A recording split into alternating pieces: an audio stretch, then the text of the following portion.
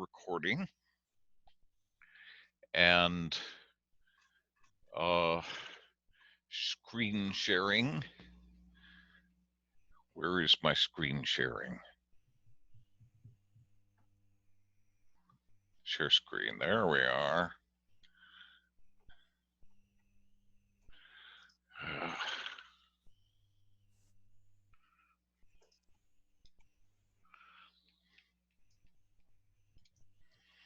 Okay.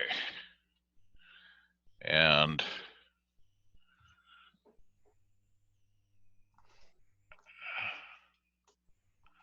oh, I wanted to try to put you folks up over onto the side. There we go. That way it will be out of the way. And I will try to put that where it will be out of the way. Sorry. Okay, now I think we can see everything and follow everything. And we're back to our agenda. Can everybody see the agenda?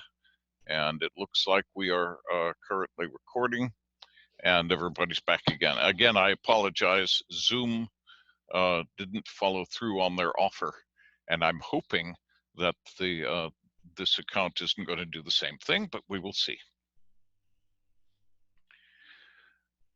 Okay, see, where did we leave off? We talked last time about Winnie the Pooh and rhetorical devices, the whimsy and insight, and I expect all of you appreciated that to some extent.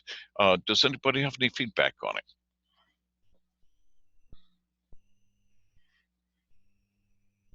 Are you all there? And it looks as though everybody's okay. It looks as on though Winnie the Pooh? Okay, yes. Everybody's microphone has been paused, but you can turn them on yourself, so go ahead. Okay.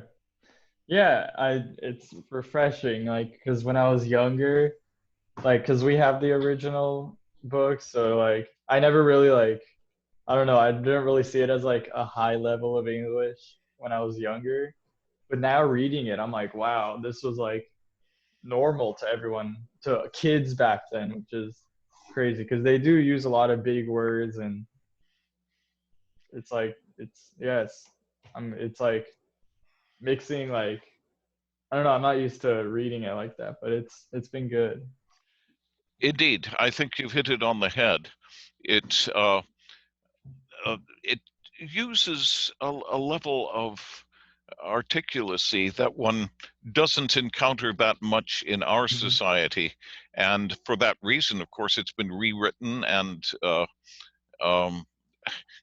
one might say trivialized or bawdlerized. And I can see you folks in stitches about this, but indeed that's the case. And one of the nice things about it is not just the words used, but the rhetorical devices used. The violets were bluing in the green. That's why a poo is pooing in the sun. And other devices similar to that. There is a string of very useful, I think, comedic devices that one can put together from reading this material, and you find a commonality in Woodhouse as well, and also even in Douglas Adams. In fact, if you look in the classroom, you'll see that there is one page which is an analysis of comedic devices used in the works of Douglas Adams, and some of them are actually not specifically his, but many of them were his, but some of them were also drawn from here. I wanted to introduce you here to Winnie the Pooh and some bees. This is a delightful, let me see if I can take us to the beginning of it. I'm going to have to move that over a little bit. This is a boxed set, actually, that I've found online of the Winnie the Pooh series, and it's a beautifully done one. One of the things that surprised me was the fact that there are 5 books, and I was only aware of 4. there are two storybooks, and those are the House at Pooh Corner and Winnie the Pooh. And there are two books of verse, When We Were Very Young and Now We Are Six. And they've added to it something written by someone else. Benedictus was the author and Burgess the illustrator, called Return to the 100-Acre Wood, and I haven't had a chance to read that one yet, but it looks as though it would be very nice. One of the important things also to understand about them, and I apologize for the lack of this in the postings that I've given you, is I'm going to take us into the contents, the illustrations throughout, which are delightful. The illustrations almost all the way through here. And these were illustrations by Ernest H. Shepard, who visited the family, the Milne family in Cochford Farm, and was able to see all of the toys and able to see Christopher Robin and the architecture there, and was able to draw from those and then extrapolated upon those to create the illustrations in the book. Now, I was always puzzled by this one as a child. How on earth did Pooh get to that limb in the first place? Think about that one for a moment. And indeed, his plummeting into the gorse bush. And the fact that Christopher Robin lived in a tree, this was actually based also on childhood experiences. There was a hollowed out tree that he sort of made a house in, and that was the background for that assumption. This part always bothered me immensely, that the physics was all wrong here, and people would respond just saying, "Oh, it's just a story." But why tell a story that's going to teach kids physics that doesn't work? You can't blow up a balloon and expect it to lift anything. It doesn't work that way. Nonetheless, it does in this particular case. And so it's a rather silly story, but it weaves into it bits of verse. And I love the Pooh verse. It has a delightful whimsy to it, and not only a whimsy, but an understanding of how verse comes to one rather than allows one to create it, as we encountered in the last one. Here's another bit of absolute idiotic physics. Christopher Robin has just shot the balloon with a pop gun with a cork in the end of it. And the cork is attached to it with a string. How does one do that? This, of course, baffled the child immensely, and I found it almost as confusing, but not quite as dreadful as the old Popeye cartoons, which did the same kind of beastly thing to a child's understanding of physics. Okay. Anyway, you see the illustrations. Can you see these illustrations as they go by? All of the illustrations are visible, right? Yes. Yeah, okay. Interestingly, for example, here, the original shows Pooh with a cracked piece of old mirror in front of him, and I remember that distinctly in the illustration, and then noting that in the Disney version, it was a great big, beautifully mounted mirror, and he decided to make everything much more sophisticated and much more, well, expensive, if you'd like. Anyway, nice introduction to things. Just one little part here that I thought I would throw at you. Okay, let's see.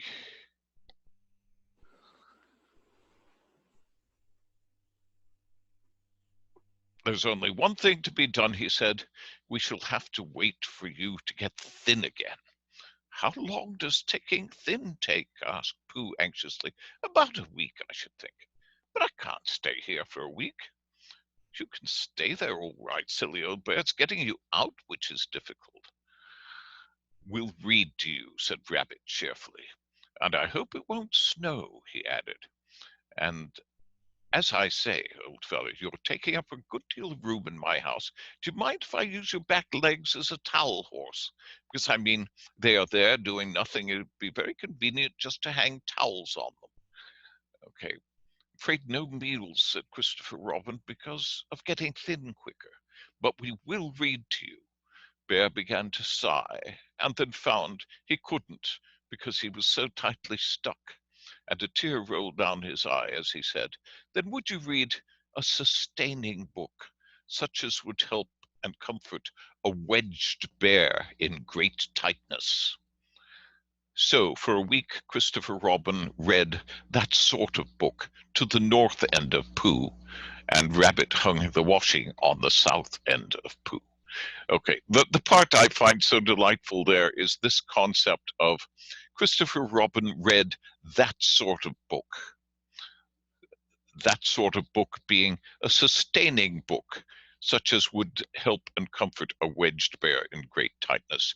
No explanation as to what it's likely to be. That is left to the reader's imagination. And it's a wonderful device to use. Throw something into the reader's imagination without defining it. Let the reader figure it out. Yes, Andre. I can't hear you. I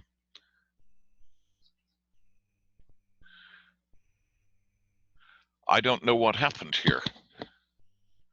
Maybe I don't have my sound turned on. I thought I did. I heard Esther speaking earlier.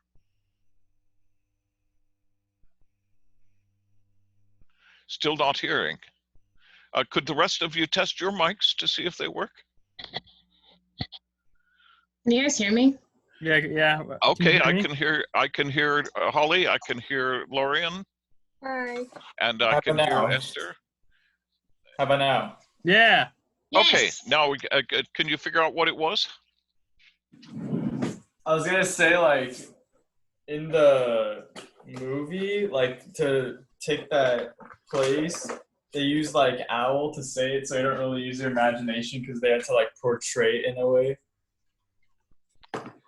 I didn't quite grasp that. The portrayal of owl. Oh, you're plugging in a microphone. Okay, good. Yeah. Is it working? Very good. Works nicely. Okay. All right. Yeah, so I was going to say in that part where he says a wedge bearing great tightness, like in the movie they use owl to say it because they can't really portray you imagining in like a visual way. Well, the problem there, of course, is it really is in the words of the narrator that's done, and so in the Disney version they pass all kinds of things around. They even create characters who don't exist, like Gopher, and things like that. But But in this case, it's not really so important who says it, but you get the idea. The whimsy of the original to some extent. Unfortunately, there was a tendency to vitiate the material, to water it down, to reduce the complexity of the vocabulary, and in some cases to Americanize it. So instead of friends and relations, well, we don't really have relations so much in the US as we have relatives. And that kind of thing. Okay, well, let's go on to something else here. I just wanted to introduce you to that book. Another book, of course, that is that we talked about. Let's see if I can switch over to it. My computer is not working as quickly as I would have thought. Okay, here we are. This is The Wind in the Willows. Now, The Wind in the Willows also relies heavily on illustration, but was never well illustrated during the lifetime of the author. And I think the best illustration that developed for it was around 1930 when E.H. Shepard, the same illustrator as Winnie the Pooh, did the illustrations for Wind in the Willows. Arthur Rackham was originally asked to do it, but he was busy with something else at the time, so it didn't get done. Let's see if I can find some of those. I'm beginning to wonder whether there are any in this. Well, perhaps I've got a version that doesn't have them. Okay, I will drop that version and we will go back to the to the agenda. But let's just take a look at the chapters here. The last chapters that were written were The Piper at the Gates of Dawn and Wayfarers All, both of which are standalone masterpieces. They don't need the rest of the book at all. They're just absolutely wonderful, but he added them afterwards. And Piper at the Gates of the Dawn was the one that so inspired Christopher Robin's mother, and which they read this many times but she always read that one. That was a special chapter for her. Wayfarers All, I think, is my favorite of them all. But please read those if you read none of the others. Okay, let's go back to our agenda here. And I will put you folks over to the side again. Okay. The body in question. This is at the other end of the spectrum. You enjoy being upside down there, don't you, Trevor?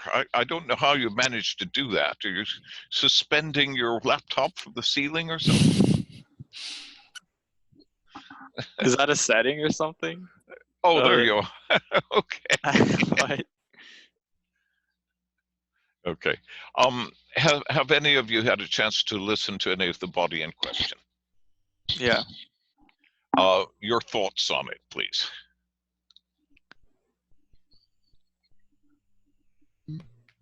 It was interesting when he was outside asking questions to random people and to get like an idea of how many people on like just a random person, how much they know about the human body.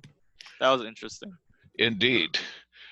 Did you find, do you think it would have been different in this country than it was where he did it?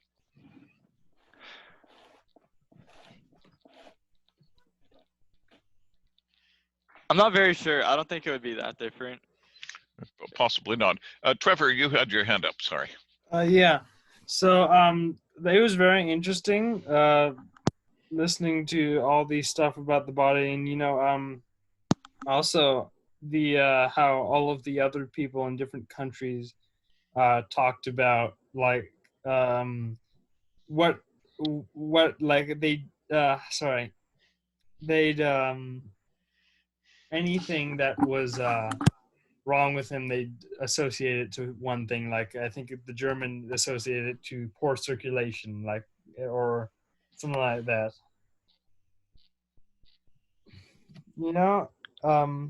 If you've listened to that, it's really interesting. And the British would say like something else. I forgot what it was, but how most countries had a certain body part or something about their body that they associated like everything to. Okay, I think I see what you're saying with it. What do you think of his language? Oh, very great, amazing, great language.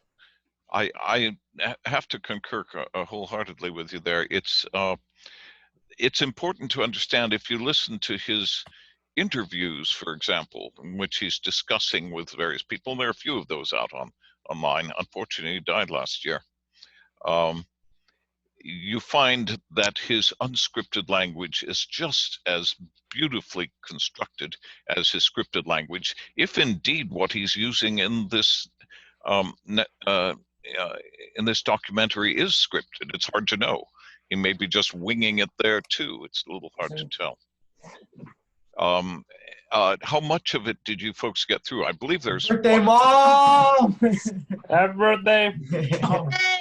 Hi there. Happy birthday.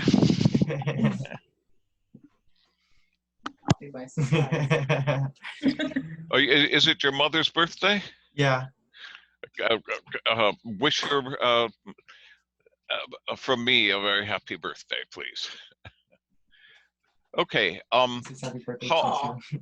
I forget exactly how long this is. I think it's about 5 hours. How much of you folks got through? It's really long. I think I did about an hour of it. I listened to about an hour. Of what? The body. The body in question. Oh Is yeah, it like I've done the first two. Very good. Very good. And how many of them are there? Do you remember? I don't know. I know there's 3 or more. Yeah, there are. I think there's about 5, but it's all very good, and it's something you can just put on in the background when you're doing something else and listen to it. It's good for the ears.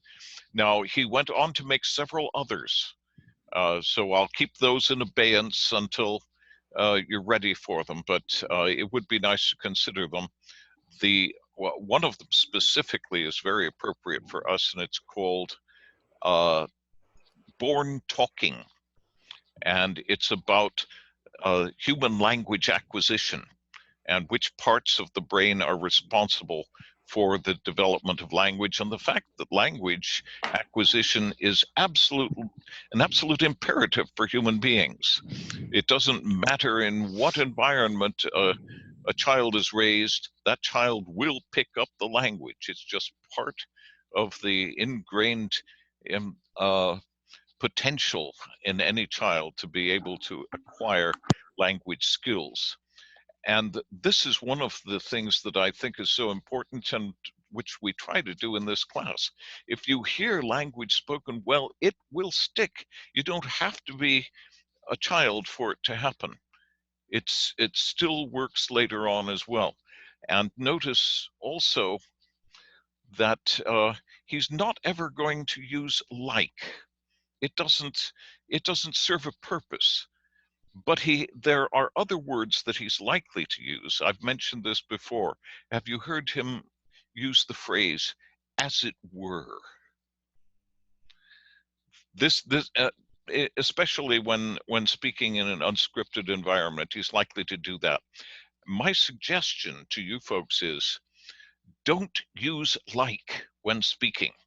Notice that we've had a fair amount of that come tumbling through in the discussion we've had today already.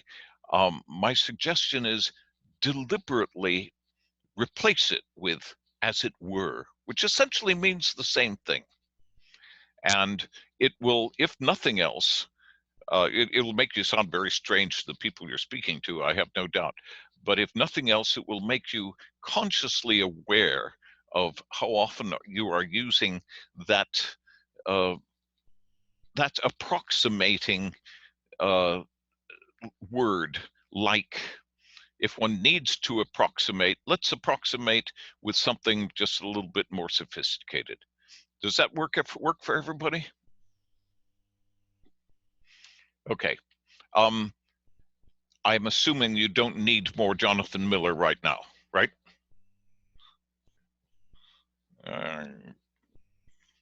I can't tell from your expressions whether that is ringing or not.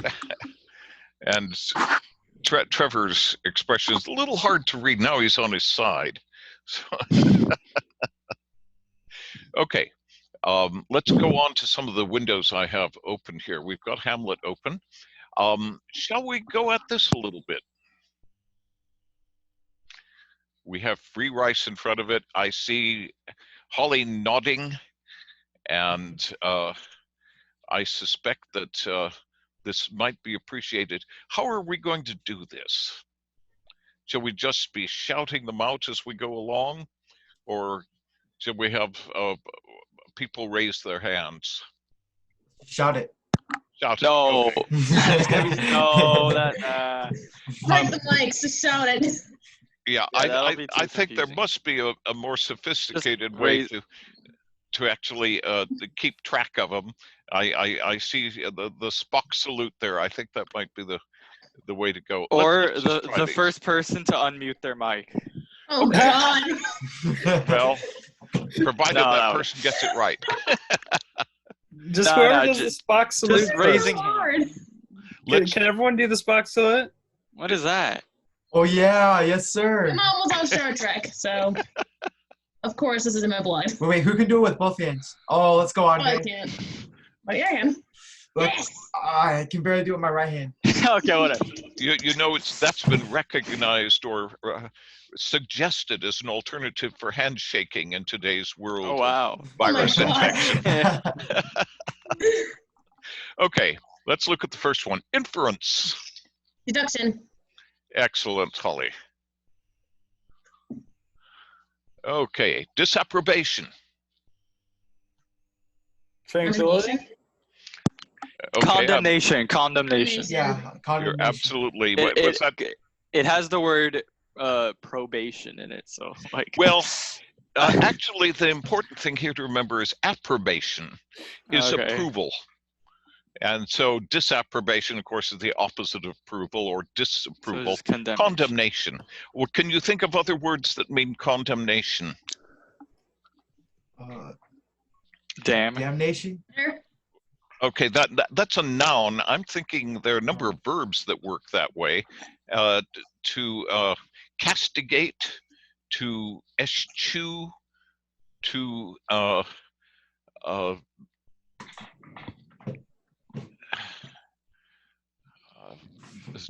vilify, perhaps, to discard. Anyway, there are a number of different words that will probably work as well or better, I think, than condemnation for that particular one. Let's go on and look at the next one. Advent. Of course, this has a long history with Coming. Okay. It is absolutely correct. That's what they're looking for. Where does the word Advent come from? Advent calendar. Well, an Advent calendar is indeed it is the beginning of something, and it was used certainly with the church services. Okay. Enigma. Riddle. Very good. What's the adjectival form of it? Enigmatic. Excellent, excellent. Dang. Okay. Foundling. Orphan. Orphan. Orphan. Yeah, indeed. Very good. Revelation. Disclosure. Disclosure. Let's go quickly through this. Marked. Marginal. No, if it's marginal, Conspicuous? it's yes. Very good. Fritter. Twinkle. Upset. Think about Water. the Boost. we'll go through all of them. Shall we? Think Squander. about the prodigal son. Squander. Has to be squander. Squander. Very good. Huh. Okay, senescence. This is one that Aging. it is indeed aging. And senescence is the noun. What is the adjective? Senile. Excellent, excellent. Senile.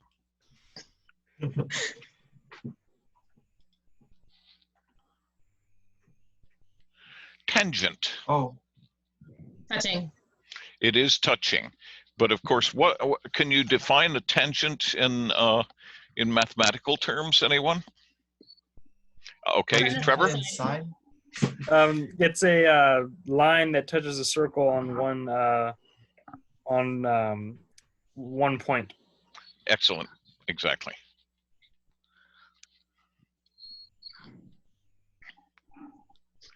Manifest, because it's a number of Apparent. meanings of that, of course. Parents.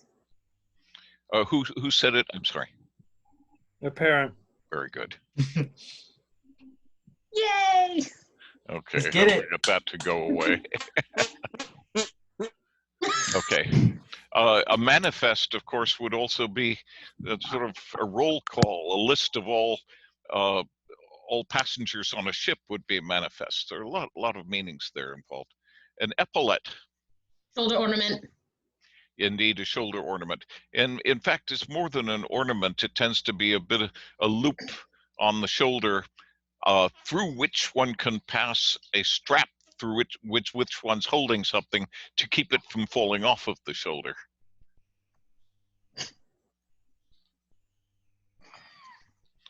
Peel.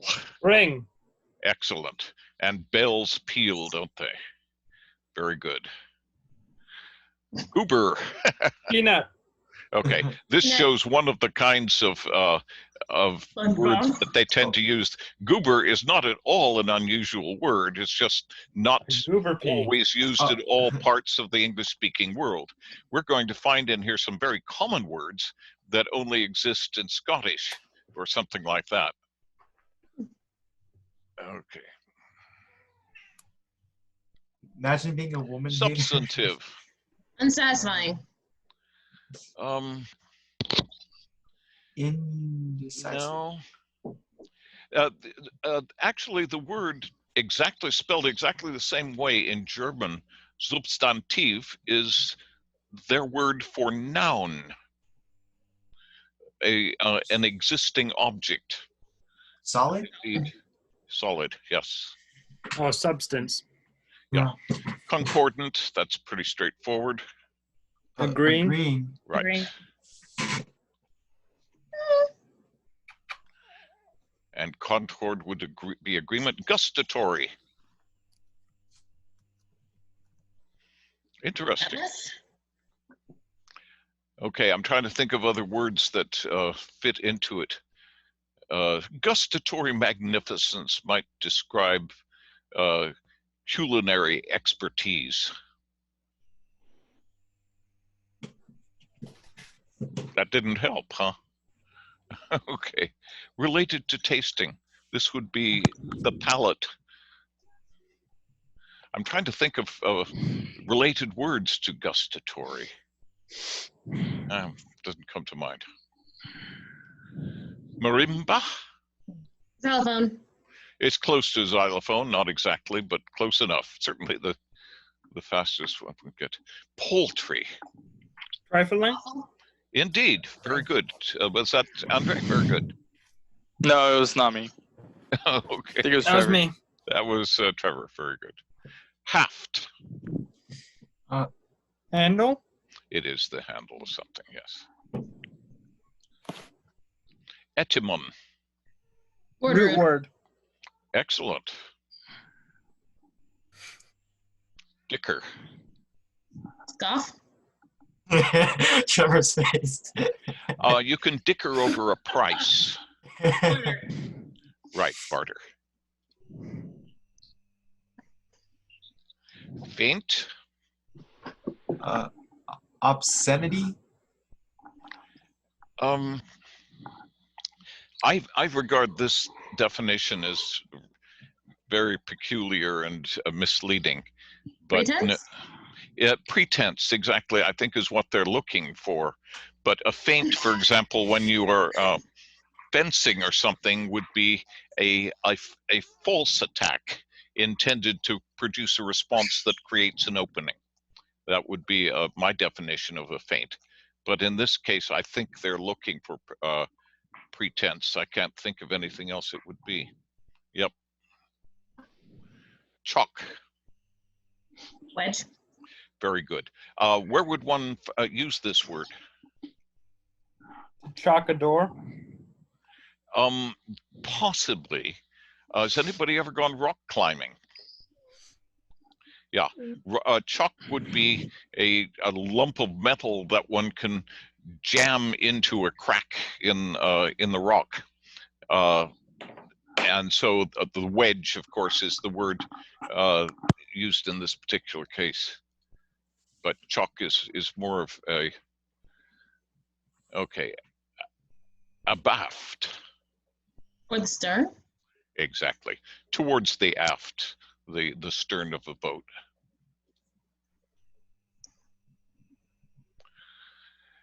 Okay, lignite. Coal. I'm trying to think of something useful to do with that, and I can't. Lignite. What is that type of coal that uses that word? There's bituminous and anthracite. Anyway, one of the coal types uses that word in its name. Assent? Sure. Agree. Start? Agree. No, you're absolutely right. Oh, It's agree. Hmm. Zebu. Ox.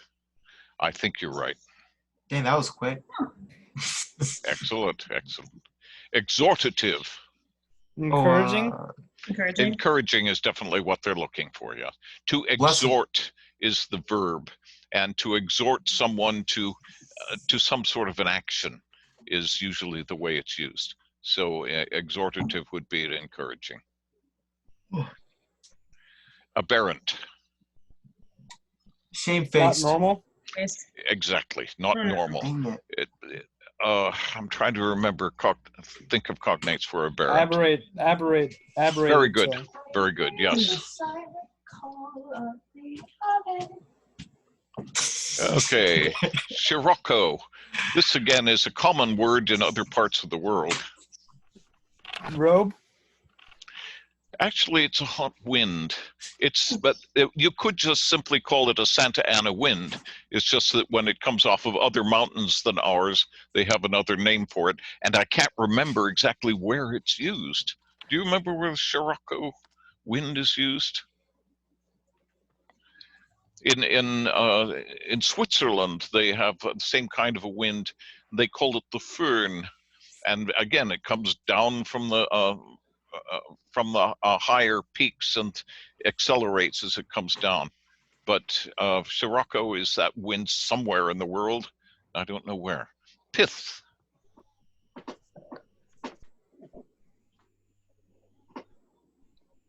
Oh, It was a pithy saying. Just, well, It is indeed. I'm sorry, just. Yeah, Oh, yes. pith is gist. actually the middle of the palm tree is its pith. And so when you're talking about the essential center of something, the gist in this case, but something pithy is something resounding with meaning or highly dense meaning. Dolorous. wearied? Sorrowful. Powerful. Oh, Think Drums. dolor is actually the word there. Or doldrums. Doldrums would be a cognate of it, certainly, yes. Sorrowful. Excursus. We can I'm sorry. Digression. I'm sorry. I have not encountered that word before, but it's fairly obvious that it has to do with an excursion, and indeed, I would bet it's a digression. Anybody, any other thoughts? Okay. Nacre. I don't know what that is either. Hurt? I don't know. I'm going to go for the first one. I think it is some sort of a specific word for something like that. Innocuous. Hurtful. You're absolutely right. And although innocuous doesn't ring a bell for me, the opposite, innocuous, does. And I'm sure you're all acquainted with that. So if something is innocuous, it's not hurtful. So innocuous, let's see, and indeed it is hurtful. Detrition. Haughtiness. Yeah, actually, wearing away. You're absolutely right. My conclusion there is I'm again guessing at this because I haven't seen the word before, but detritus. Do you know what detritus is? It's the sort of slough that comes off of a larger stone when it comes to pieces. And so detrition, I'm assuming, is indeed wearing away. Occlusion. Falsehood. Squid. Okay, we limited it down to 2 now. Closure. If something is occluded, it is Closure. stopped up. Yeah.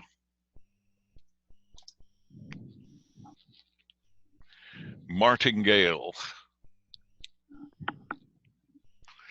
This again is we're getting into realms that are not all that useful. I have Lozenge? somebody A said a horse lozenge? harness strap. That's my guess too. Anybody else have another guess?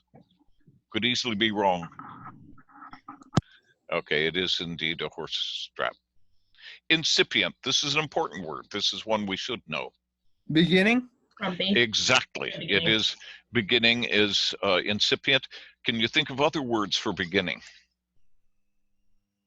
How about inchoate? How about seminal? How about nascent? There are so many wonderful words for the beginning of something. But indeed, those are probably all of them more obscure indeed than incipient itself. But look them up. They're worth putting into your vocabulary. When you're writing something and you find yourself using the same word, again, especially if it's a word on this level, don't do it. It sounds bad to repeat yourself. That gives you an opportunity to expand into other alternatives.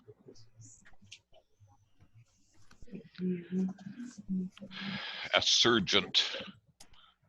Again, we're way up in the stratosphere of words here, which is not terribly useful, but what would you guess at this one to be? I feel like this Questionable. Okay, anybody else? Extortionate, maybe? Extortionate, I think It's courteous. possibly. My guess is rising.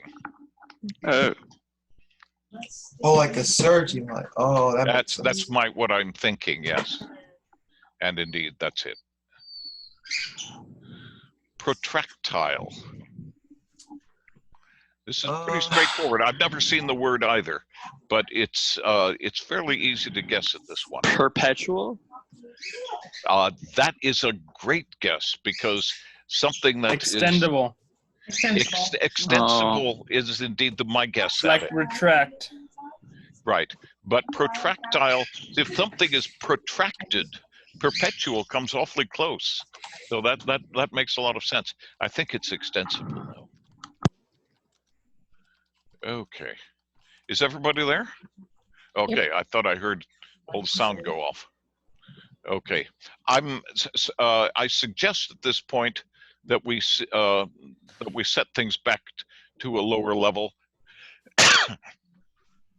This system used to be very good. I don't know how good it is anymore because it used to automatically adjust to the level that you're working at by dropping you down every time you get one wrong, and then by raising you up after you've got 3 right or something. I'm not sure what the algorithm is it's using now, of course, but since we haven't missed any, it just keeps on making it harder and harder as we go all the way up. Have we exhausted the interest in doing this for the time being? Okay, let's go on to another one here. This, I don't know if we want to jump into more vocabulary at this point, but I really like this Barron's 3,500 word list, and there's so much of it that we haven't looked at. Maybe we should come back to that later. Hang on, let's look at some of the other things that we have here. Let's see. Okay, I thought I have a couple of other things here. I wanted to show you something that I put.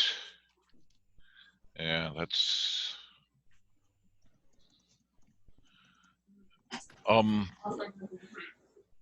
this is a little resource page, and these are linked from a couple of different places in my classroom. This one I found particularly interesting. This is an open book search. that will, if you give it a phrase, for example,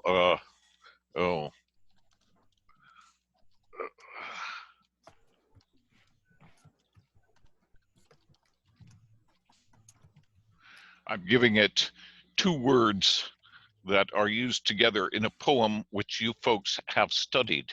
Can you tell me what the poem is? No? Okay. Okay. If you look at something like this, it's actually got a sort of a significance in modern computerese, in that you take 2 words, and if those 2 words are absolutely unique in their juxtaposition, they've entered a specific realm which makes them special. And in this case, this would indeed be a unique usage, were it not for the fact that the poem it's in is so famous that probably somebody's named a pub after it, or some sort of a short story, or you probably find it in a dozen places on the net. Let's find out. Actually, what this does is it doesn't search it on the net. It searches for it in literature, and it searches for it in millions of books that are out there in the library. And so it's hard to search something like that and find that its origin, because it's so famous. It's been used everywhere. You find it in Shelley. You find it here in Thomas Hardy's Far from the Madding Crowd. Now, Far from the Madding Crowd is another phrase that comes from that same poem, which I asked you to study. Has anybody figured out what it is? Still no. Far from the madding crowd's ignoble strife.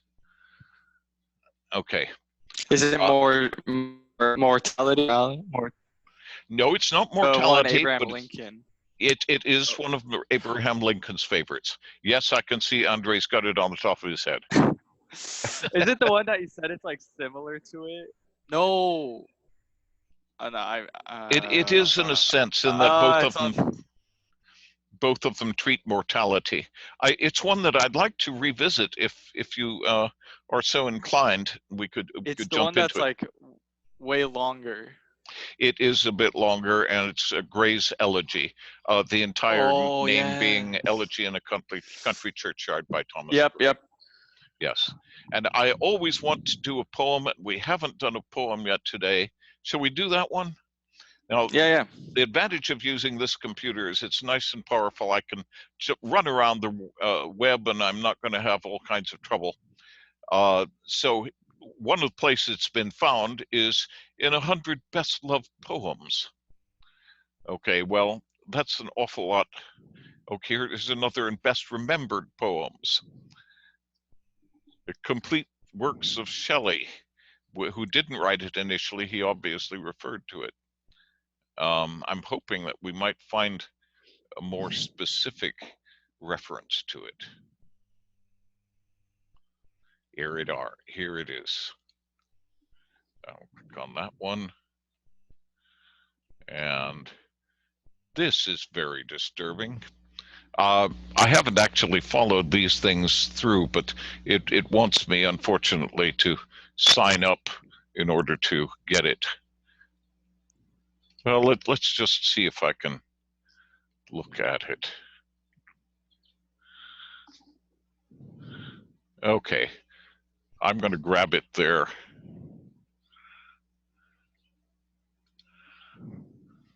And pull it over and stick it in the classroom.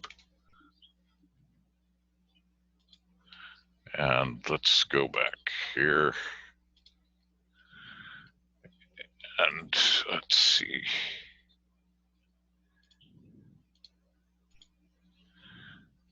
I'm just going to pop it in here temporarily in order to look at it and read it.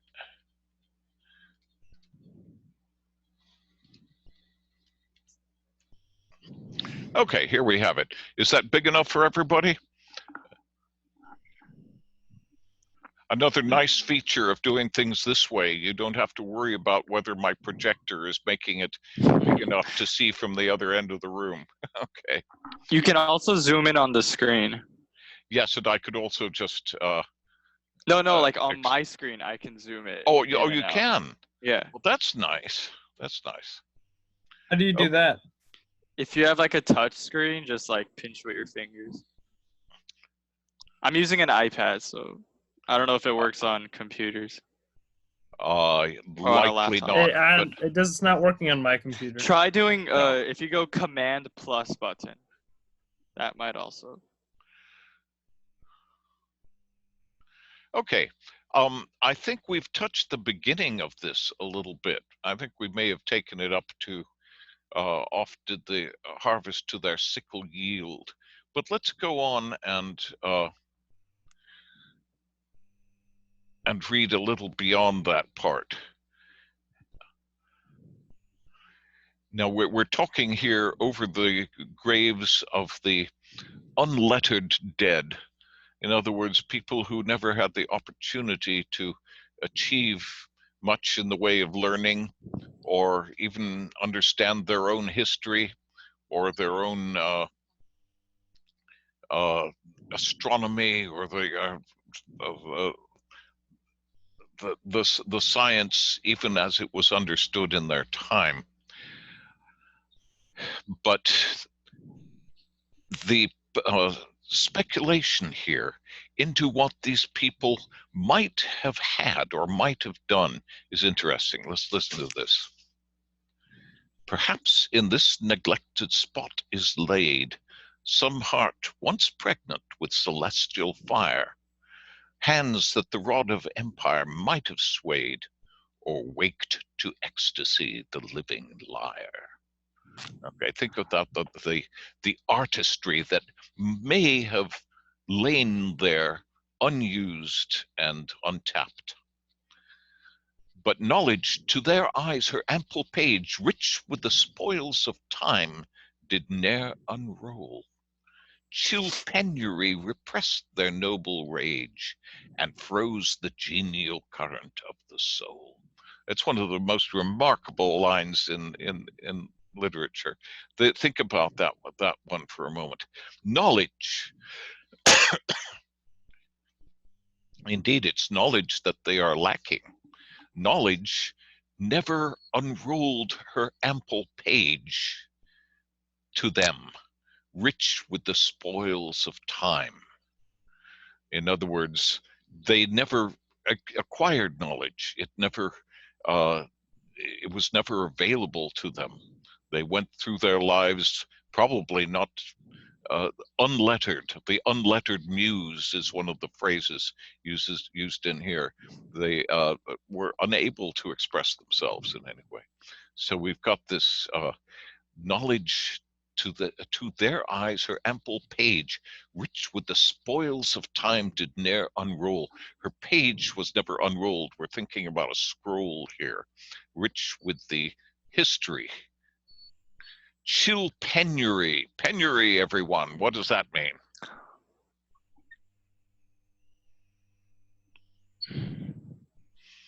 I could see you know it, Andrew.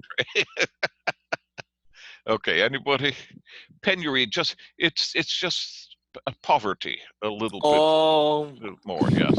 And the adjectival form is penurious. Okay, so poverty repressed their noble rage and froze the genial current of the soul.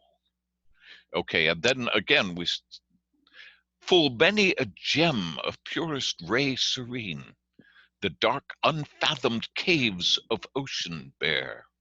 Full many a flower is born to blush unseen and waste its sweetness on the desert air. Of course, the original meaning of the word desert is deserted, something that doesn't have people in it. And indeed, many a flower is born to blush unseen and waste its sweetness on the desert air. And here, of course, it's talking about many a wonderful gem may be in the depths of the ocean and no one will ever see it. and wonderful flowers exhibiting their aroma to the desert air. Some village Hampden with dauntless breast the little tyrant of his fields withstood. Some mute inglorious Milton here may rest.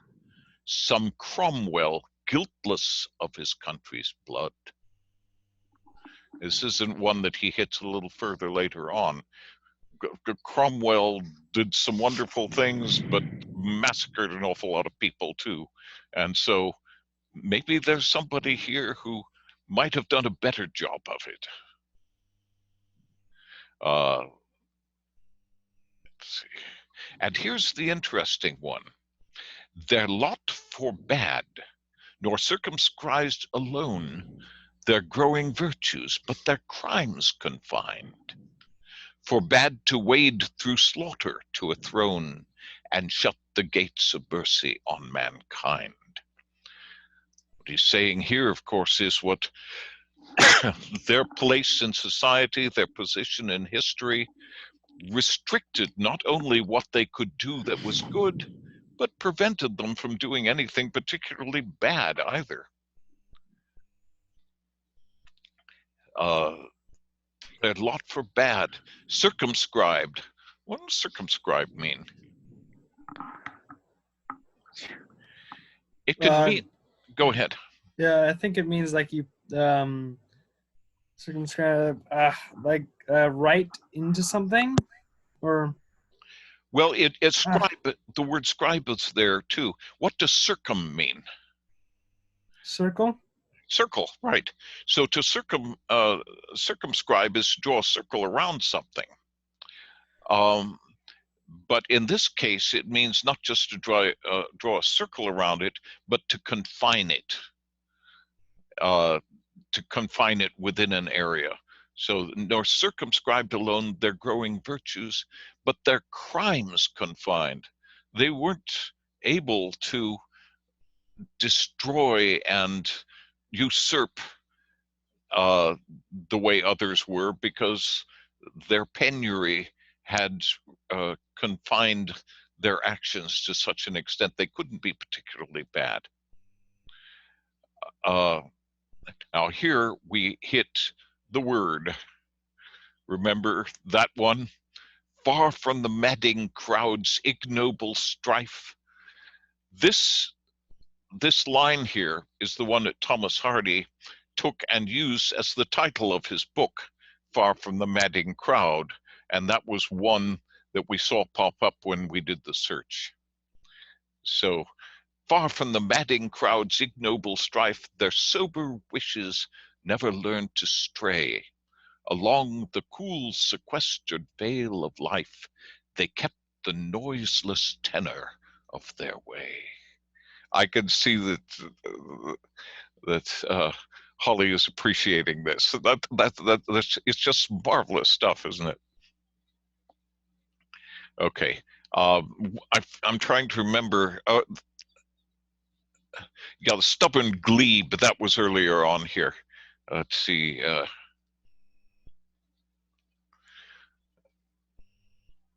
Yeah, oft did the harvest to their sickle yield. The furrow oft the stubborn glebe has broke. That was the phrase, stubborn glebe, that I had searched and found it all over the place. Now, it's not a common phrase to use, is it? But certainly here, it was immediately accessible because it appeared all over the place. But that kind of search engine can be very misleading, because it takes you to all kinds of other places and doesn't tell you where it started. Where did the words come from? Indeed, this is their origin. Stubborn glebe came from this particular poem. I'm going to grab this.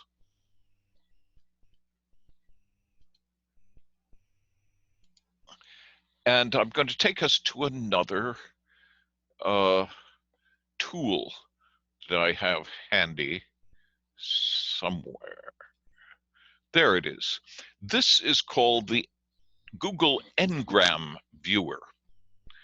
And what it allows one to do is either individually or several together compare the frequency of usage of a word or phrase throughout the history of literature. Now, that is an interesting one to think about, isn't it? Let's throw this one in here. The one that we're looking at as a default is the words Albert Einstein, Sherlock Holmes, and Frankenstein. And we can see this chart here that shows you how frequently those words have appeared in literature at various times in the past. Unfortunately, the legend is not visible. Oh, there it is. Legend was underneath you folks. Frankenstein, of course, having been written earlier, does appear earlier, but then we get this great big resurgence fairly recently, actually. This is all in the 90s and the early 2000s here. Lots of use of the word Frankenstein. Whereas Albert Einstein, of course, he did his major work in 1905. That was his first point, and that would probably be this peak right here. What did Einstein do in 1905? Does anybody know? Did he come up with the C? No. Yes. The MC C equals MC. No, that was later. That was later. Oh. He came up with special relativity in 1905, and I think it was 1916 that he came up with general relativity, but apparently not recognized that much until later on, at least from judging from this one. And of course, Sherlock Holmes. Is that this one? No, that's this is Albert Einstein. Yeah. Okay, and that one's Sherlock Holmes. Okay, so we were looking at the wrong one. Anyway, let me throw in Stubborn Glebe and see where it takes us. Okay, interesting that it started around 1800. It's interesting that it doesn't take us before 1800, because of course this poem was written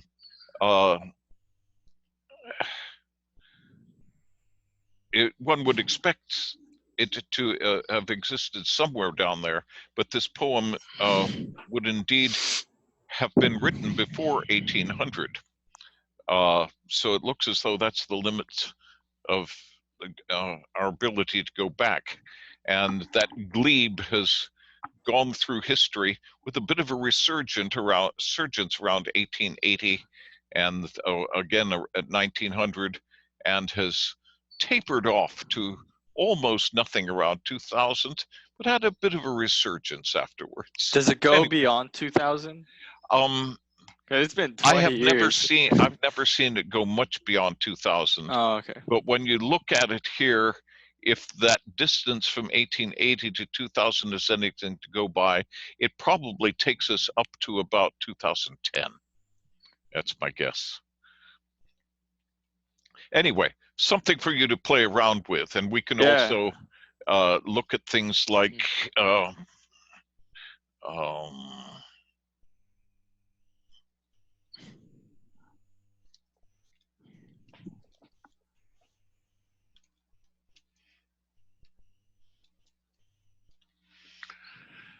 this is one of the big distinctions in history. Normalcy and normality. And which one of these is more correct? But it turns out that there is justification for both of them. But the latter appeared just before 1920 with return to normalcy after the First World War, which was Warren G. Harding's utterance, as I understand it, because he didn't know the word normality. And when a president says something, it becomes a word in the dictionary. And so that's why we see this normalcy down here. Like potato with an E? I'm not familiar with the reference there, which well, not a president, but this person called Quayle. I forgot what his name is. Something Okay. Quayle. Yes, he was the vice president. Yeah. No, indeed, misusage of language is an uncomfortable language modifier. We find that our language now has been kneaded and molded by very often by people who didn't really understand language particularly well, didn't know the right word, and so made one up or constructed a new one. And that has adjusted our modern language a good deal. We can't ignore it. We can't deny that the language has changed, and languages have the right to change. But when you have a dismal school system, that has a major effect on the progress of languages. You should put like in the search. The trouble is with like is it just doesn't tell you anything. It's perfectly legitimate to use the word like. Or But like throw and like and what was the other one that you said? If in so oh, instead as of it like, were. Let's do that.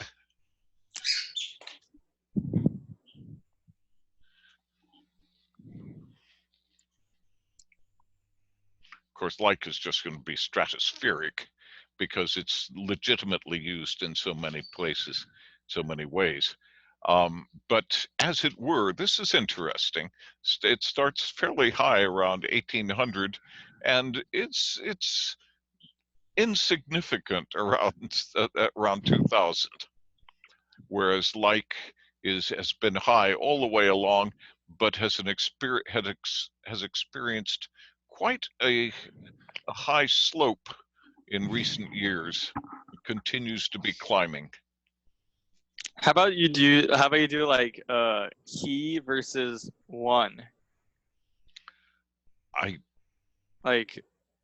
The problem again there is that it'll look at every example of he and every example of one. But if one wants to do that, adding a little context around it will probably help us out. So, yeah, unfortunately, it's looking at everything. Pronouns aren't going to tell us very much. Mm-hmm. But if you were to said,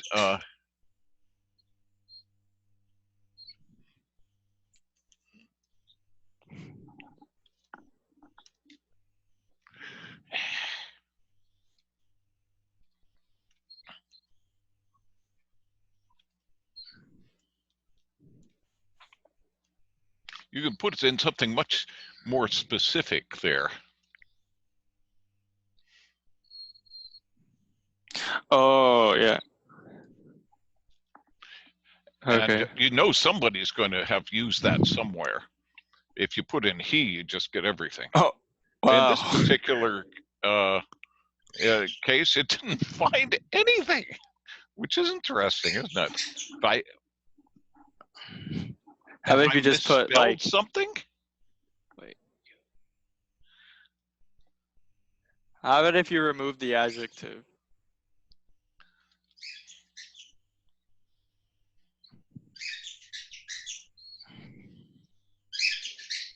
Okay, let's try that.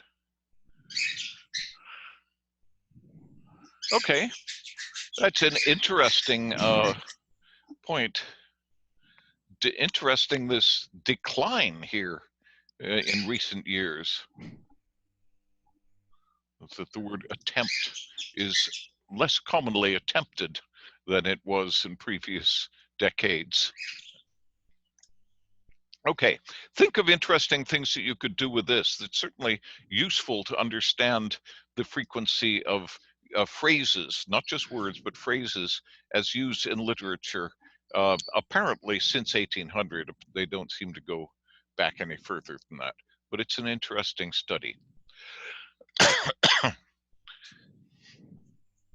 We have reached the official end of our class, so I realize we had a bit of an interruption.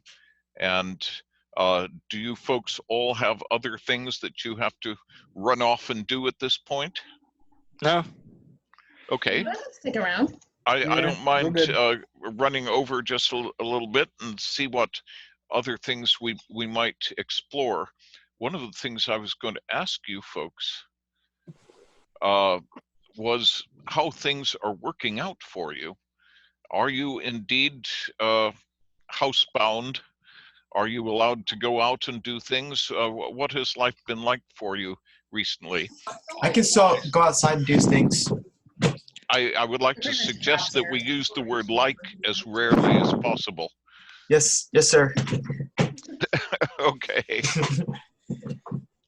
Andre, do you want to give us a little bit of a breakdown on how things have been working for you? It's like I'd like to go outside more and actually go places. Like it's not that much bigger, but it's just everywhere is closed. So it's like I don't really have a choice. Oh, I don't have a choice. Right. Really, because I'd like to go out. It's not like I'm freaking out about going out, but I don't know. Yeah, no, I understand. Now, this is an interesting study. I think you put as many likes into that sentence as it could possibly bear. And I didn't even hear myself. That's crazy. We ought to look at the like quotient. That is to say, the number of likes you use over the number of words you've said. And I suspect we're going to come up with something that is, well, it may even be approaching 40 or 50% in some cases. I don't want to, in this particular, you would, it's, be aware of what you're saying. Could you describe a little bit more of the things that you have been out and done and the places that have been closed and unavailable? I have walked because sometimes I like to go to the LA Fitness, but that's been closed now. So of course, that's one thing that I don't go to anymore. Or I did walk to Starbucks as like an outing because like we were all bored and we're like, oh, I said like 3 times there. It's hard, isn't it? Yeah, it's also been hard to go out because of the rain. So when the rain cleared up for a bit, I walked to like a nearby Starbucks, and you can't walk in, but you can. There's a place outside where you can. So where you can go and like order. Right. That was like one little outing, but I haven't gone anywhere much. Yeah. Might be nice to be able to create outings like that and see what one can do with it. Trevor, any thoughts? There's just so much stuff that can go wrong. Whose family is discussing in the background? I think that's my sister's. So let me mute my mic. Yeah, that'll help. Okay. Any thoughts on what one can do, Trevor? I can't help thinking that, doing a picnic in the park makes a certain amount of sense. You bring your germicidal spray with you. Have you tried anything like that? Oh, we take walks outside, and stuff like that. Yeah, I should get out and do more of that.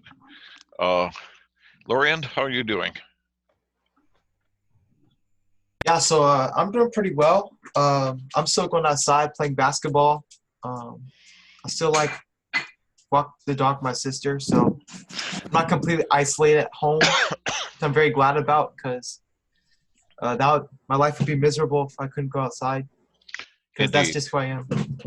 Yeah, but one thing that I think is worth remembering and keeping in mind is there are some people who, by choice, spend all of their time sitting in front of a device and communicating virtually with others, playing games and so forth, and live their lives that way. When suddenly we find ourselves in a position to do only that, perhaps we can learn something from them. We can adopt that approach, but use it perhaps in a more useful way.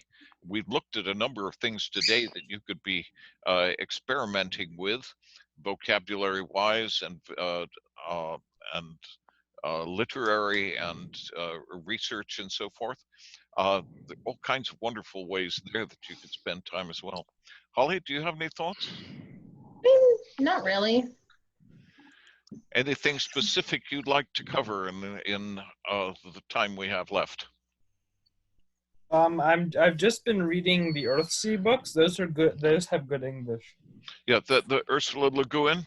Yeah. Yeah, I did read them. I was never all that taken by them, but a lot of people were. So, and indeed, she wrote a number of other things besides Earthsea, which I gather were quite well received. So no, that's nice. Would you like to tell us something about them? Well, it's really interesting because it has some like philosophical senses in it. But it's more of a Tolkien kind of book. Has the same feel of it. I concur in a certain way, but of course, Tolkien has such vastly more depth to it than just about anything else that it's hard to make the comparison there. Yeah, it has a Tolkien feel, though. Of course, Tolkien is way like deeper, but same feel. Have you folks all read Tolkien? I know I put it in our class and recommended it in fall. Esther, did you get a chance to read the Tolkien at all? Yeah, I did, but I didn't finish. What did you think of it? The language it's interesting, and there some of the scenes are nice. It's the language is wonderful, but it's graduated in a way, in the sense that he starts it as a children's book in The Hobbit, and he gradually raises the level of formality and at the end you really have a very noble and lofty kind of language. And of course, Tolkien was an Oxford professor, and so we have all of that wonderfulness to draw upon. What did you think of Tolkien, Holly? Honestly, had a lot of fun with it. It was really interesting. There's very much like some of the other books we've been studying, the Wind of the Willows and the A.A. Milne and so forth. Tolkien also tends to throw a little verse in here from time to time, and some of them are beautifully constructed. Does anybody know any Tolkien verse? Yeah, not really, but one thing I was gonna say is also in Tolkien, there's so much that you could explore there that he doesn't explain. So it's pretty crazy. Like there's so much in there that you could go on to, but he never talks about.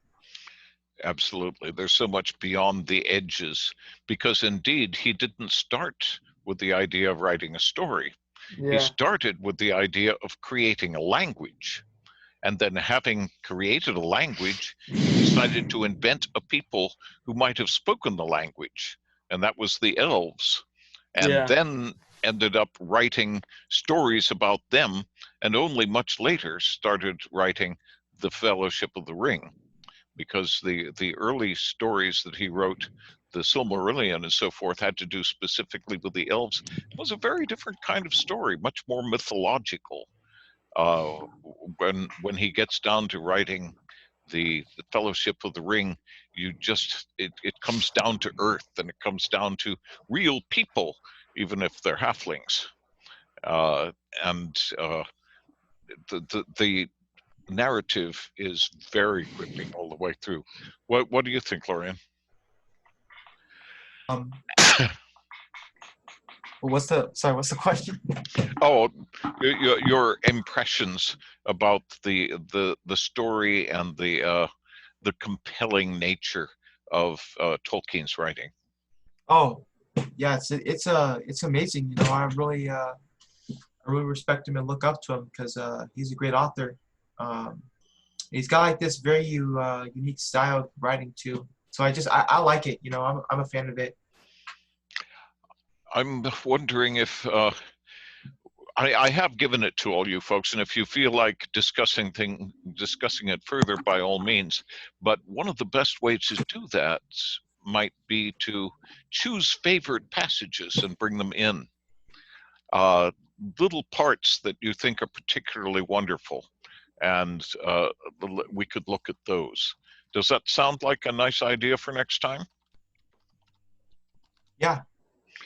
Okay, and the material that we're reading now, I think also there it would be nice to choose little parts that are particularly wonderful, particularly impressive, and highlight them so that and share them with others and explain why they're particularly good. Just as that wonderful poem that you read earlier on, Lorianne, had one little part of it, one little stanza that was really remarkably constructed. Make a collection of these and bring them in and share them with us. Or if you'd like, go ahead and post them in the writers forum or in the open forum. Does that make sense? Yeah, for sure. Yeah. Let's do some of that. Okay, let's see if I have anything else up here that we should look at.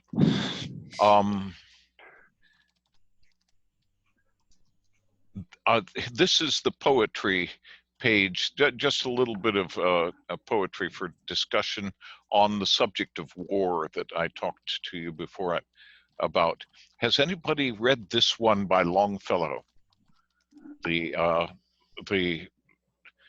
Paul Revere's Ride. Yeah. It's a famous one, of course. Can you tell me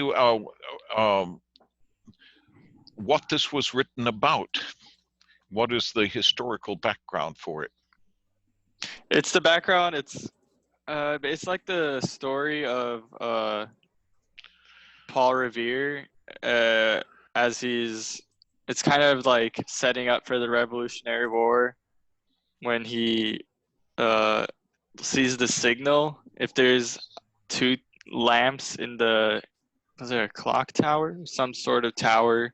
It's the church tower. Church tower. The old North Church on the north end of Boston, right at the Charles River, and Paul Revere, a silversmith, was on the north side of the Charles River, looking, and he could see the church tower there.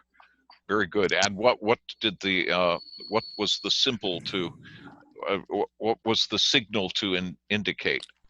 I think if there was two lamps, it meant they were coming by ship, and if it was one, they're coming by land. I may have gotten that mixed up. No, you've got it, because that's right in the poem. One if by land and two if by sea, right? And as the British were mobilizing, this was the sign for Paul Revere to ride through the countryside and mobilize the people. And he didn't get very far, apparently, historically, but the poem certainly makes it come out nicely. It's a beautiful poem, and I'm very fond of Longfellow. Longfellow has written some remarkable things and a really enormous collection. You've probably heard of the village blacksmith. That's one of his famous ones, and also the Song of Hiawatha about the Indian. But I have another one in here. By the way, this is a picture of the bridge. This again is part of the the Revolutionary War. I remember seeing that church tower where the lights were hung, and Oh, wow. I remember walking over this bridge. It's a bit different now than it was when this picture was taken, and there's a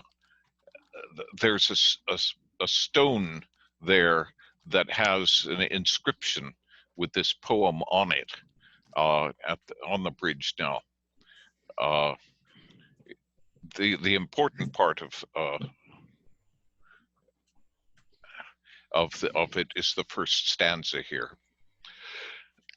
When the okay, by the rude bridge that arched the flood, their flag in April's breeze unfurled. Here once the embattled farmers stood and fired the shot heard round the world.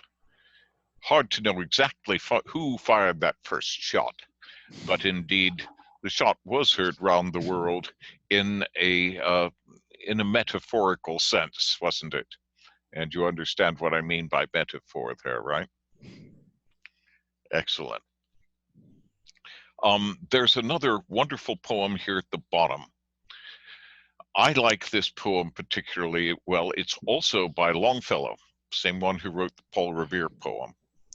And he's standing in an arsenal looking at all of the implements of war and killing, and draws some conclusions from it. Have any of you read this one? I believe it was linked from our agenda for a couple of weeks there at least. Okay, I give you the choice. Would you like to look at it now, or would you like to look at it and maybe talk about it next week? We can look at it now. Yeah, I'm okay sure. with it. Let's take a look at that. If you don't mind, I'll read it. If you prefer, one of you may recite it. Do I have a volunteer? Okay, let's give it a try here. This is the arsenal from floor to ceiling. Like a huge organ rise the burnished arms, but from their silent pipes no anthem pealing startles the villages with strange alarms.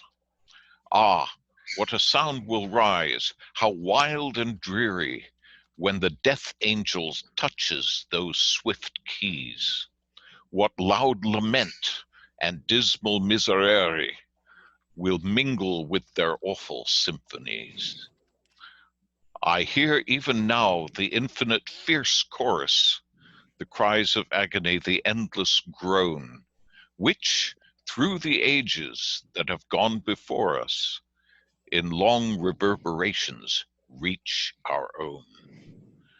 On helm and harness rings the Saxon hammer. Through Cimbric forest roars the Norseman's song, and loud amid the universal clamor, o'er distant deserts sounds the Tartar's gong. I hear the Florentine, who from his palace wheels out his battle bell with dreadful din, and Aztec priests upon their teocalas beat the wild war drums made of serpent's skin. Would have to be anacondas. The tumult of each sacked and burning village, the shout that every prayer for mercy drowns, the soldiers' revels in the midst of pillage, the wail of famine in beleaguered towns, the bursting shell, the gateway wrenched asunder, the rattling musketry, the clashing blade, and ever and anon the tones of thunder, the diapason of the cannonade.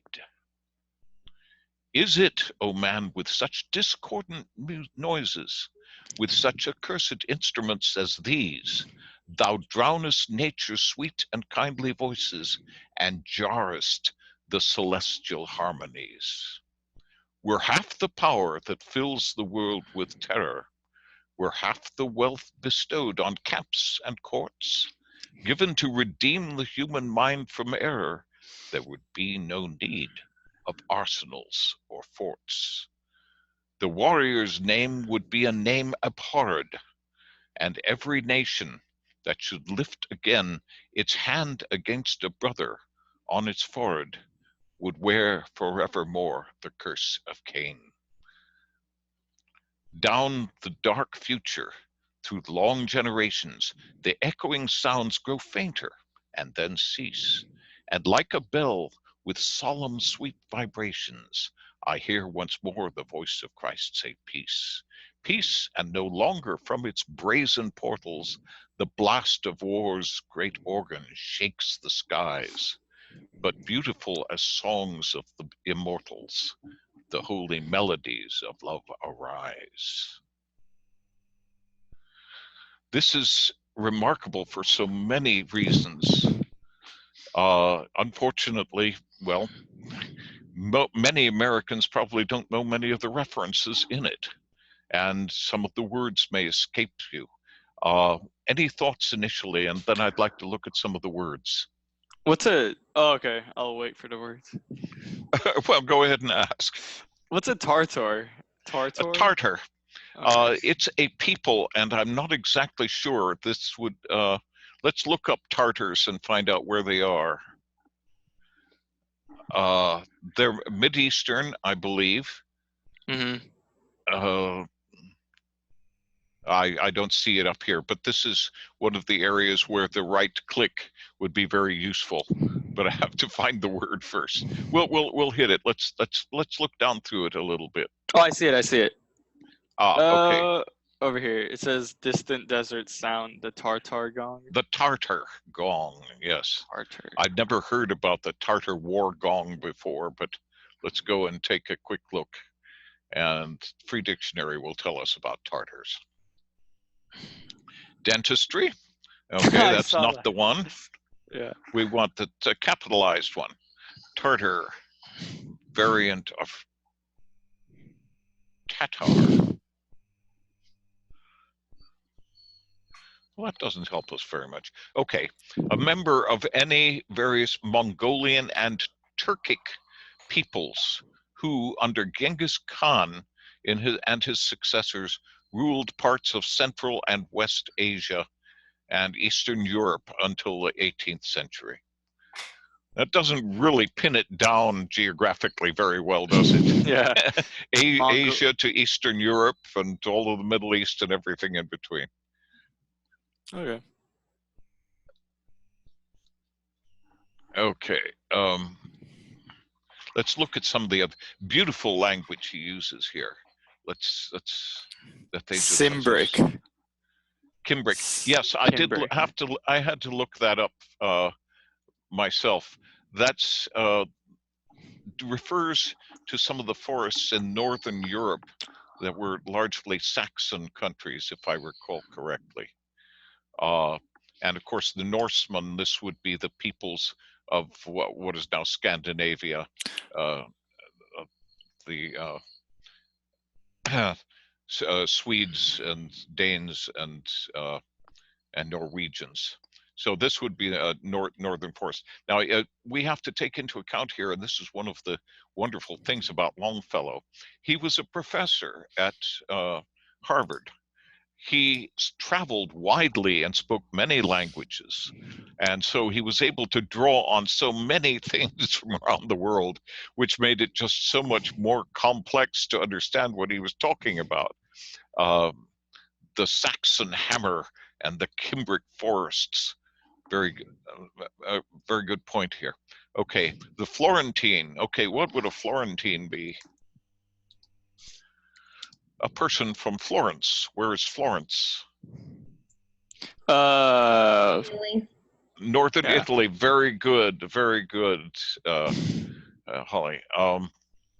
Okay, so we're looking at different symbols of battle from different parts of the world, and even here we're talking about Aztec priests. And I had looked up the word Teocallis. I can't remember what it means now.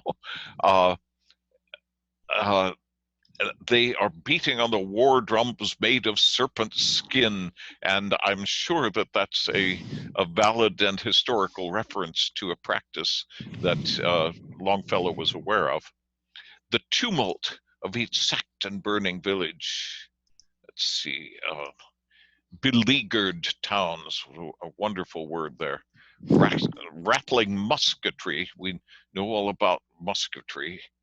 Diapason, this line here is absolutely a wonderful one. I shared this poem with a friend of mine who was one of my teachers, actually, a music teacher of mine. And he latched onto that line and realized that's absolutely wonderful. Diapason is the word that's used for the standard pike organ pipe in an organ. You've the one that uniquely sounds like an organ when you play it is a diapason stop.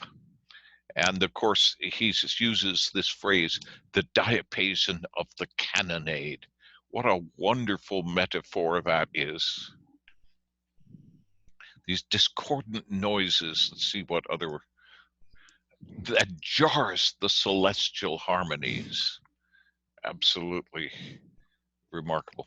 Does anybody see any other words that are tricky here? There was one, but I forgot.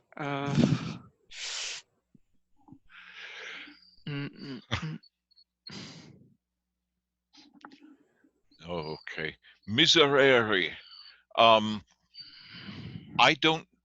mean, it's obviously a cognate of the word miserable. It's Latin, and it's a word used in the Latin Mass. Miserere nobis. I'm trying to remember exactly the rest of the context around that in the Latin Mass, but that's what that references to. What I'm trying to remember. Miserere nobis. Dona nobis pacem. I think it's a part of the same. Give us peace. Is it Latin? The miserere. It's Latin, yes. Okay. Huh. Loud lament and dismal miserere will mingle with their awful symphonies. Anyway, please take a look at this. It's in the war poems. And when he's talking about, when he's mentioning like Cain, is he talking about like murder and like exactly? How, we're talking we're talking about fratricide. We're talking about killing one's brother, and indeed that's the metaphor that he's bringing to bear there. The curse of Cain. Yeah. Okay, I think that this one's remarkable. Take a look at this page. I think you'll enjoy going through that material there. Let's see what else I have up here. I think we talked about this one. This is commentary on The Wind in the Willows. There are many different commentaries with a lot of interesting insight into how the books came about and how the language soars above so much else.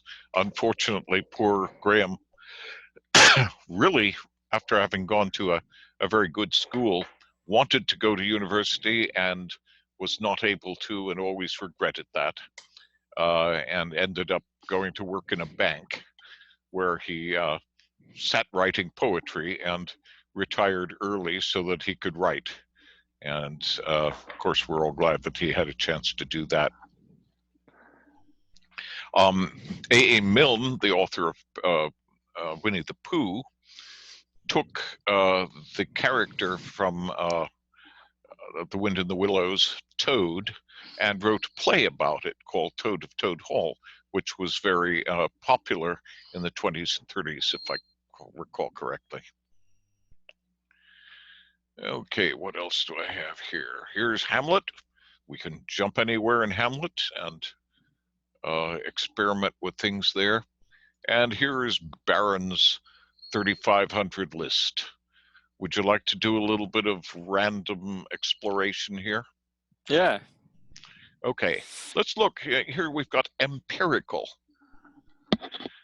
I don't spell very well, and I'm never quite sure whether I'm talking about something empirical that has to do with experimentation or empirical that has to do with empire. And it's possible the two are spelled the same way. I'm not even sure. But empiricism is, and empirical is probably the essence of the scientific method. If you want to determine whether something is true, you put together a test which will either prove it or disprove it. And Holly has suddenly launched herself into space. And so you put your test together, and it's important that one have a test that would be capable of disproving something. Otherwise, there's no point in running the test. It has to be able to look one way or the other, empirical. Would someone else like to choose one of the words on the screen now and give us a bit of definition and perhaps context for it? Oh, we had seen poultry in the free rice. I'm sorry, one more time. Poultry? Poultry. We saw that in the Yes, free rice. very good, very good indeed. Do you remember? Of course, you can see the definition here, but it largely, how would you describe it in your own words?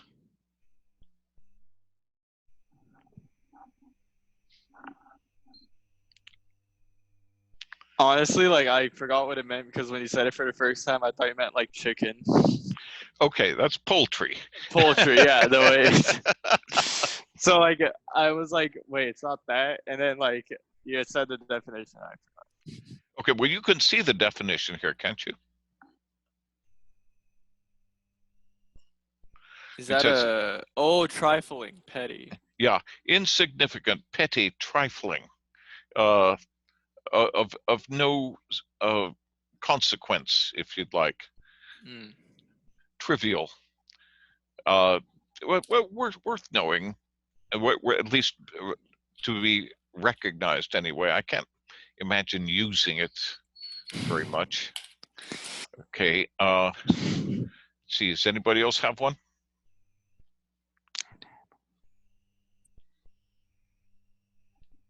Abhor is hate. Abhor is hate indeed. And you have to say that abjure and abhor are both very similar in meaning, aren't they? Yeah. Yeah. Okay. How about encipher?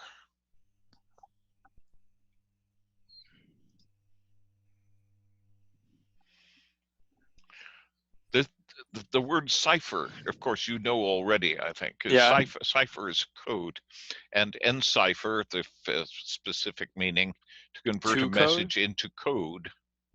But I don't know. I think I've talked about this before. One of the big leaps in modern development, and indeed the whole internet depends upon it, is the fact that the old assumption that everyone had about encoding things was wrong.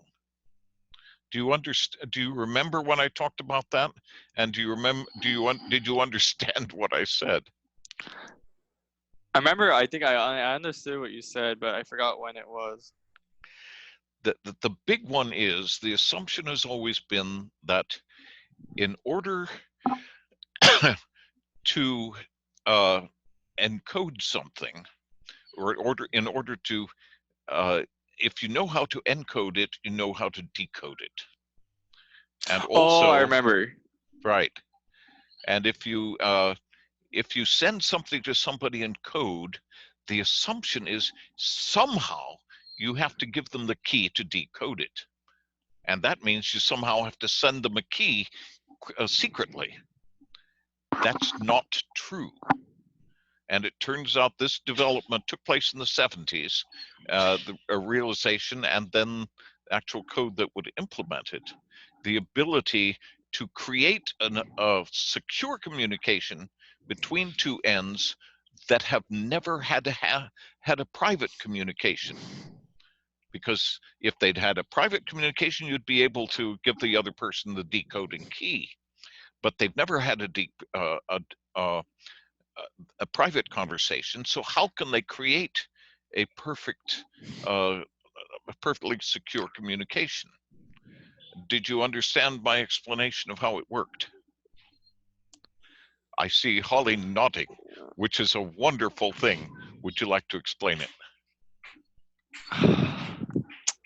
I'm sorry, I shouldn't ask you to do that. Can you describe why that's the case, or shall I do it? I think it'd be better if you do it. Okay. The tricky part is the second half of that assumption, that if you know how to encode something, you know how to decode it. And of course, it makes perfect sense that one would, but it turns out it's not true. There are algorithms that can be used to encode something that are completely distinct and different from the process of decoding it. So it's possible to tell somebody how to encode when only you know how to decode what they are encrypting. Does that make sense? Yeah. Yeah. So in order to create that private communication, of course, all of this is done automatically with software. You don't have to worry about doing it. But when you talk to your bank, when you talk to anyone online, and it's an encrypted communication, this is taking place underneath, that both ends are creating a means for encrypting material that they can decrypt, but without telling you how to decrypt it, just how to encrypt it. So both ends of the process are doing exactly this. And each one knows how to decrypt what it is sending other people to use for encryption. And so it happens automatically. But without that, we would never have the security that we have with modern computers. You couldn't do banking online. You couldn't do anything secure because, as you probably know, everything you do online goes from one node to another and can be viewed and surveilled at any point in that progression. But once it's encrypted, it's not of any value to anyone. Does that make sense? I hope that was of some value. Okay. Yeah, that's very interesting. I don't think I'd heard it like that. It was a series of developments, as I said, that took place in the 70s. Whitfield Diffie was the fellow who came up with the original idea, and I'm trying to remember the name of the person who actually wrote the program. And then immediately he was Zimmerman. Thank you. My wife came up with the name Zimmerman. He wrote a program called PGP, which stands for Pretty Good Privacy. And incidentally, this takes us to another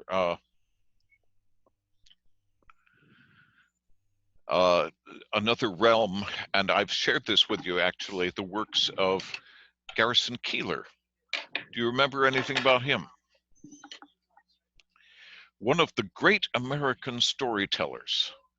But among other things, he created something called Ralph's Pretty Good Grocery.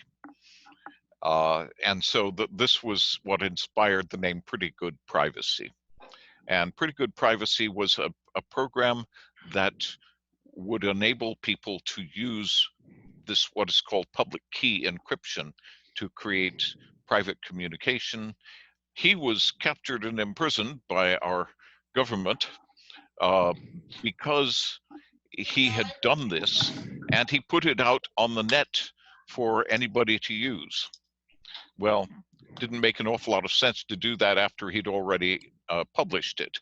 and so he was subsequently released. But there was a great deal of consternation on the part of intelligence agencies that it had become possible for anyone, anywhere, to communicate absolutely privately through the internet. Was it used in banking first? Like, where was it used first? Banking, of course, is and other secret transactions ended up being absolutely essential. It ended up being absolutely essential in that process.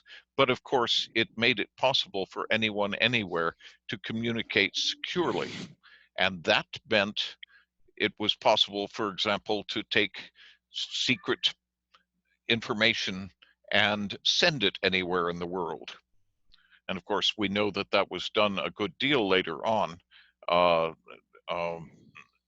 Edward Snowden conveyed a lot of information that ended up being published, which let us know essentially what governments all over the world were doing privately and secretly, and opened it up.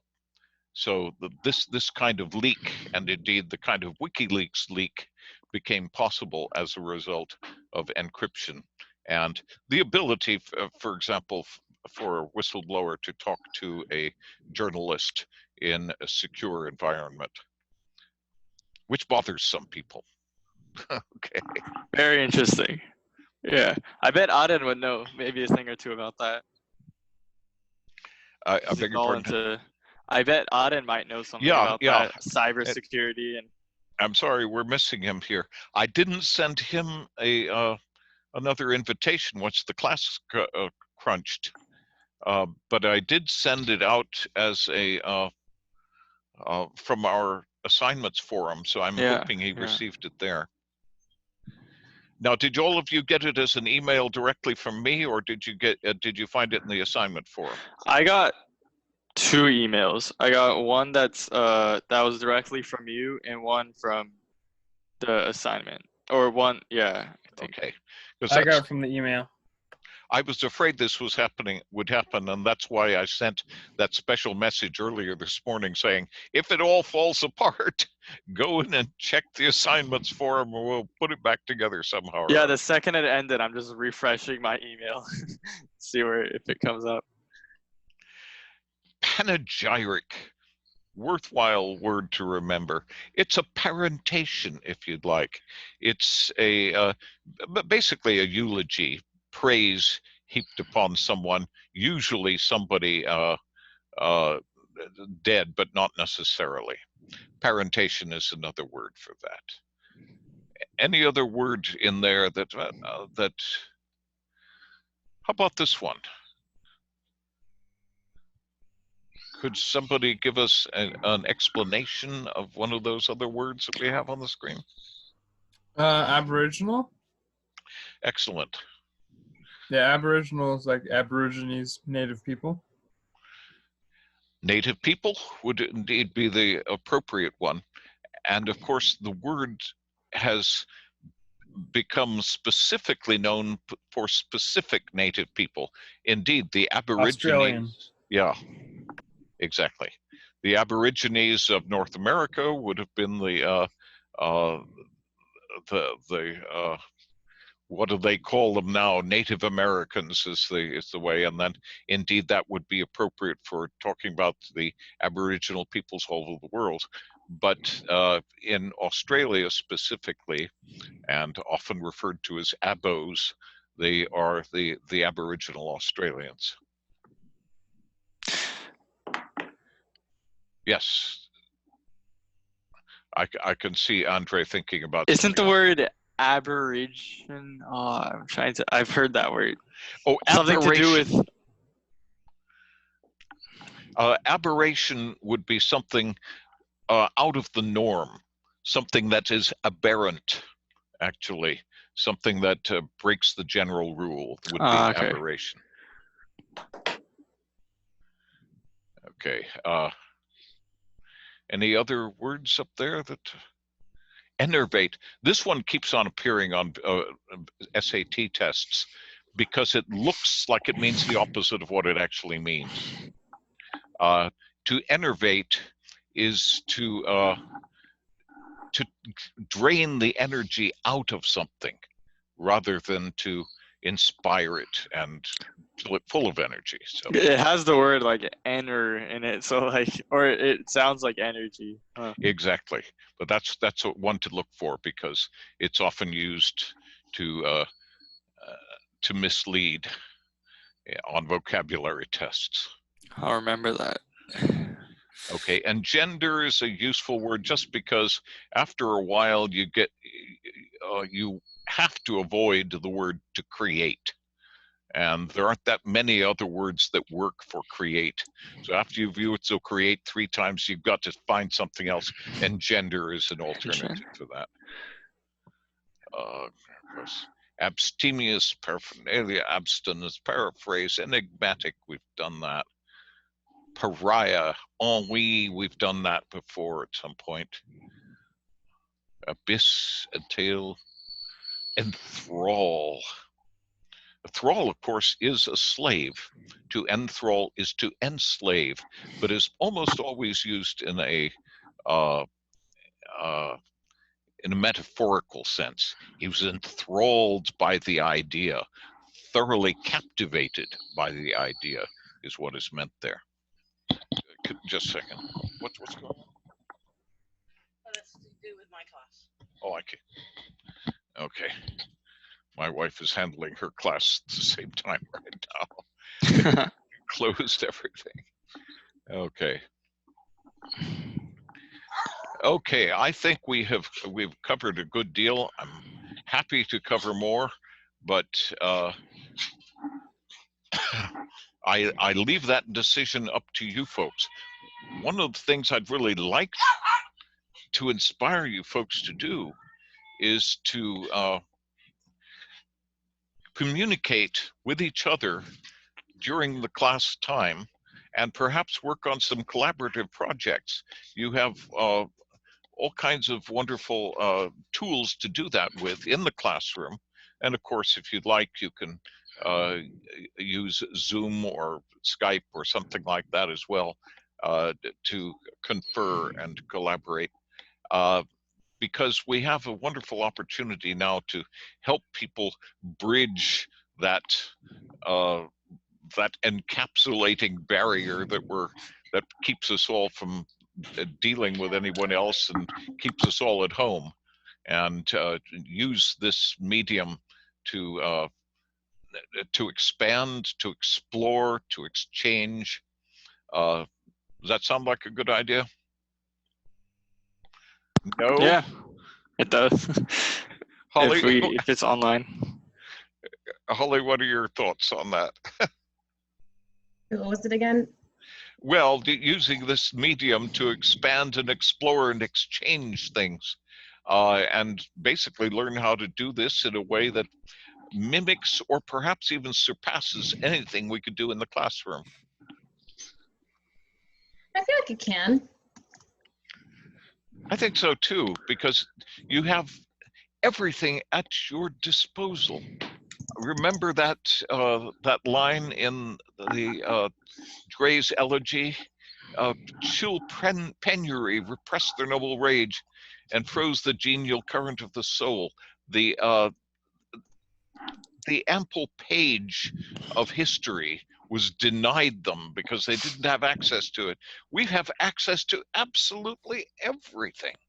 It's right in front of us. And so exchanging with other people, exploring, and indeed collaborating on great projects, we have all the tools before us for doing that sort of thing. And I'm hoping I can inspire you folks to do a little of it. Sound like an idea? Yeah. Yeah. Okay, very, very good, very good. One of the things I asked before, if you wouldn't mind, just I have been asked for endorsements of my classes. If that becomes feasible and appropriate, maybe you could share that request with your parents. Do you want them to like write it out? And then like print it? Yes. Okay. That would be nice. If you'd like, you can just post it in one of the forums or email it to me. Any way would be nice. And Appreciate it's that very much. yeah. And what is it exactly? Like an endorsement? What does that really mean? Well, basically a review of the Okay. class. Yeah. Anybody have any other thoughts? Things you want to do, or shall we bring things to a close? Think I'm good. Yeah, I'm good. I'm good. How about you, Esther? I'm good. Are- Very good. You are satiated. You have reached capacity already this morning. You folks have all done beautifully. Think about things you'd like to do next time, or even betwixt now and next time, if you feel like it. We didn't get to Hamlet. I'd be happy to jump into another Shakespeare if that appeals at all. The Independent Shakespeare Company, of course, has closed down its performances, but they're presenting other things in podcasts online, which might be of interest to everyone. And we could go ahead and look at some more Shakespeare. Does that appeal to anyone? Yeah. If we like read it. Specific, my predilections tend to lean in the direction of the comedies and the lighthearted things. Yeah, staying away from quite as much blood as some of the other things contain. Like Macbeth. Macbeth, or far worse, Titus Andronicus, for example.